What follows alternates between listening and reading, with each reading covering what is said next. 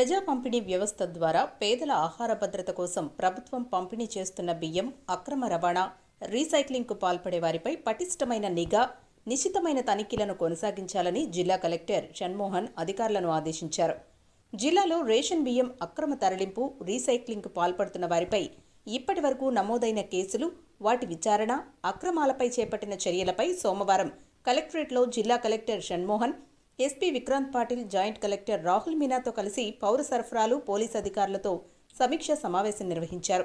జిల్లా కలెక్టర్ షణ్మోహన్ మాట్లాడుతూ పీడీఎస్ బియ్యం అక్రమ తరలింపు నిరోధానికి నిరంతరం పటిష్టమైన నిఘా ఏర్పాటు చేశామని, అనుమానిత కార్యకలాపాలపై తనిఖీలు కొనసాగించాలని అధికారులను ఆదేశించారు.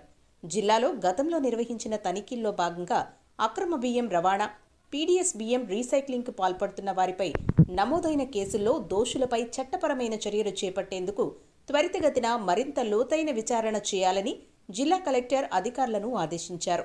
ఇందుకు పౌర సరఫరాలు, పోలీస్ శాఖలో అధికారులు ప్రత్యేక దృష్టి సారించి సమన్వయంతో పనిచేయాలన్నారు.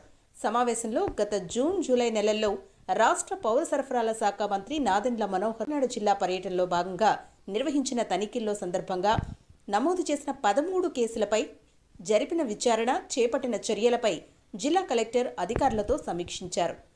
సమావేశంలో ట్రైనీ ఐపీఎస్ అధికారిని R Sushmita, CPO P Trinath, incharge DSO T Lakshmiprasanna, Devi, పౌర సరఫరాల సంస్థ DMO M Devala Nayak, Kakinada DSP రఘువీర్ విష్ణు, ఇతర పోలీస్ అధికారులు తదితరులు పాల్గొన్నారు.